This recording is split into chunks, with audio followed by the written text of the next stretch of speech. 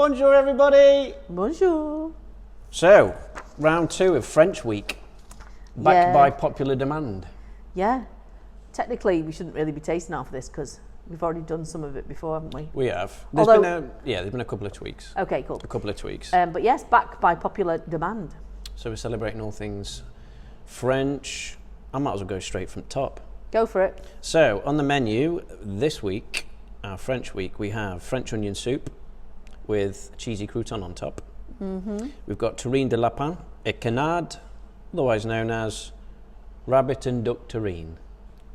We have coquille St. Deli Fonseca, slight change. So this is something similar that we did at New Year's actually, but it was really, really popular. So we've got a baked scallop in its shell with a fish sauce.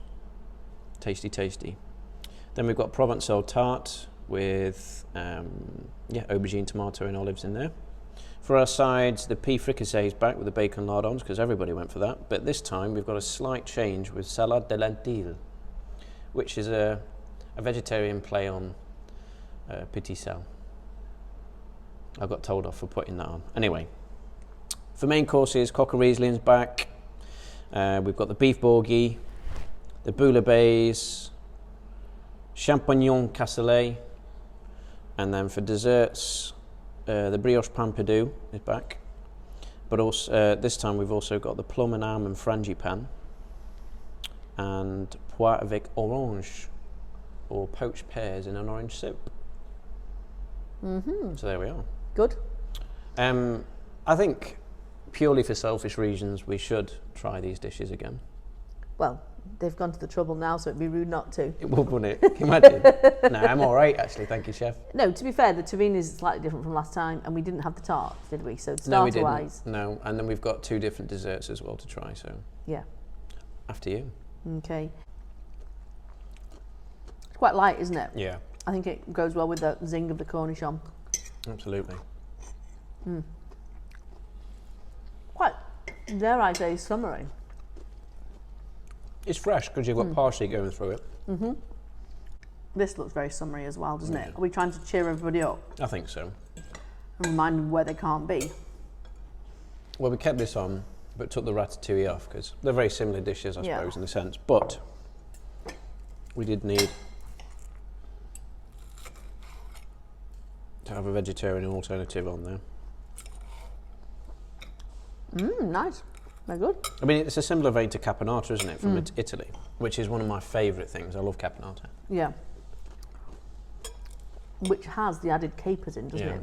We were waxing about capers last week, I think, or the week before. I can't remember when. But very nice. Delicious. Magnifique. I was just thinking, how come he's got a giant plate and I'm not? Bourgie. Bourgie. Now, will this be the same as last time or not? Because it just changed from chef to chef, doesn't it? I think it's going to be pretty much the same. Yeah. We did talk about the notion of having the pancetta or the bacon lardons going through it, Yeah. or to encourage a little bit of texture, actually put them up on top as garnish. So this is something that you'd have to do at the end of cooking, Yeah. or once you've reheated it rather, is actually put the bacon bits over the top, which I think's a good idea. I agree.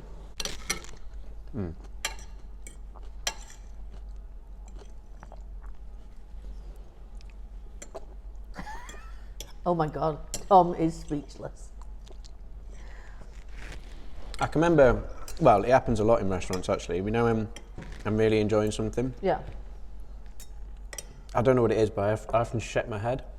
Really? Like, you don't like it, but you do? You can't believe it's that good. Exactly, that's what it is. And the Is amount that what we just got? We got to yeah. believe. Whether that's delicious. And it's a large portion, that, isn't it? Because it's quite a big bowl. That's coming home with me. Yeah, good idea. Puds. Puds. I do love a good frangipane. I don't know what it is. Do you not think most kids don't like nuts, and then you kind of turn into an adult and all of a sudden you realise that all the things that you there's a few things that snuck through that you actually have been eating nuts on.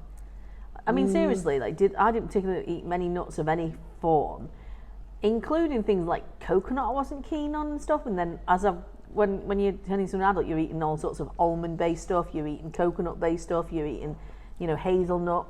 I don't know, when I was growing up as a kid, we were in Germany. Yeah. So there was always an element of, say, for instance, almond. Yeah. Or ginger. Or hazelnut. Do you know what I mean? With biscuits and, I mean, I got some from my mum at Christmas of the Leberkuchen that we've got. And it brings back a lot of memories for our family. But with German sort of sweets and pastries, there's always been the notion of having a bit of nut or spice in there anyway. So, but that's so with ours. Yeah. I mean, less so with if you think of all the traditional English ones. Yeah. I mean, how's your frangipan? Nice.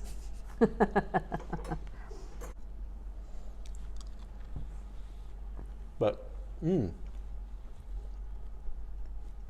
very generous, isn't it? Because quite often frangipans are quite, because of the cost of the ingredients, commercially made ones are quite often quite skinny, aren't they?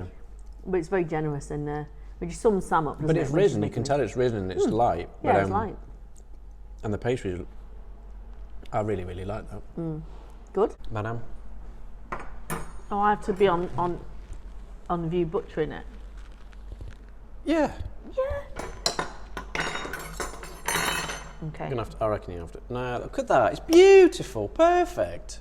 Perfect purr. There you go. Messy.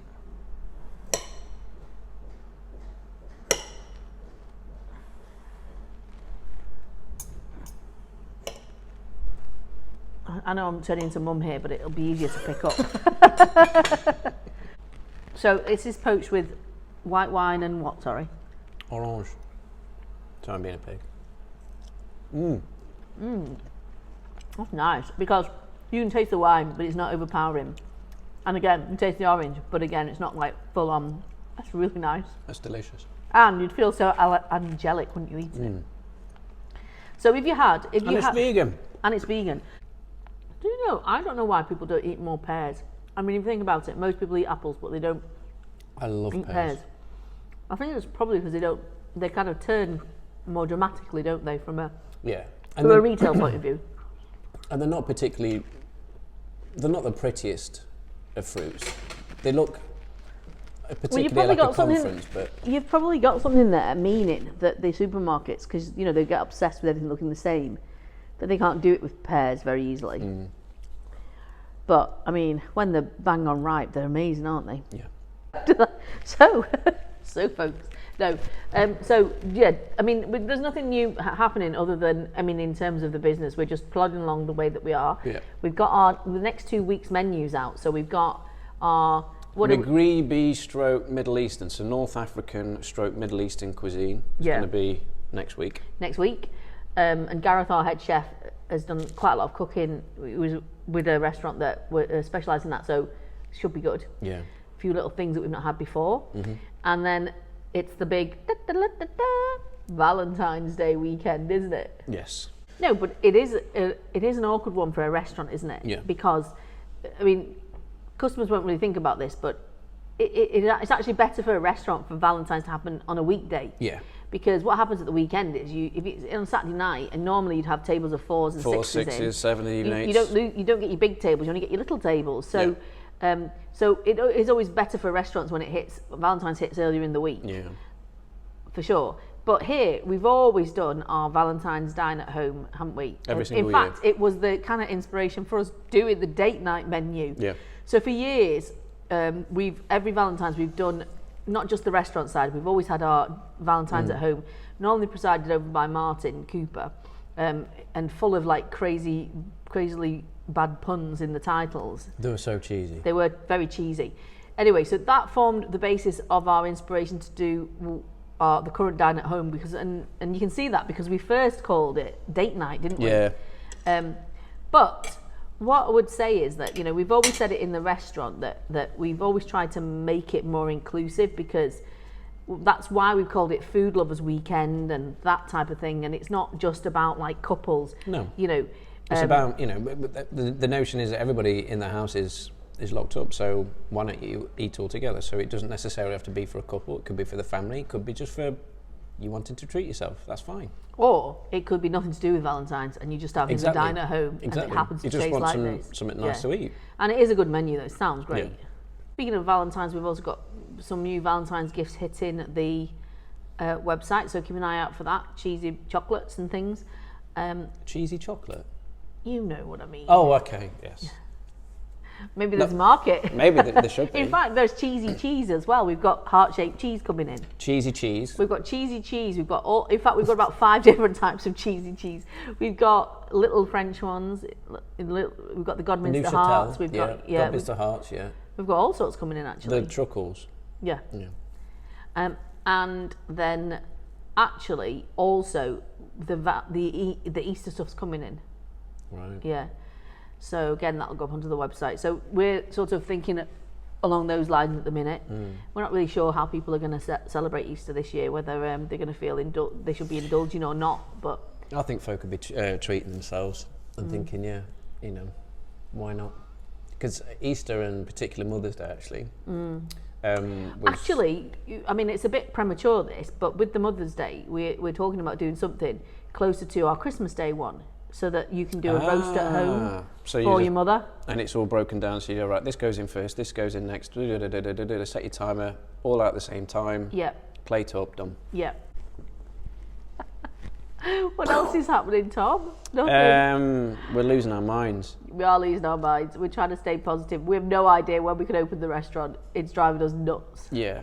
I mean, I think we've got to plan for a few different eventualities, but at least we've got a fabulous band of regulars and guests that have been supporting us along the way, and you can tell because of last week how incredibly popular.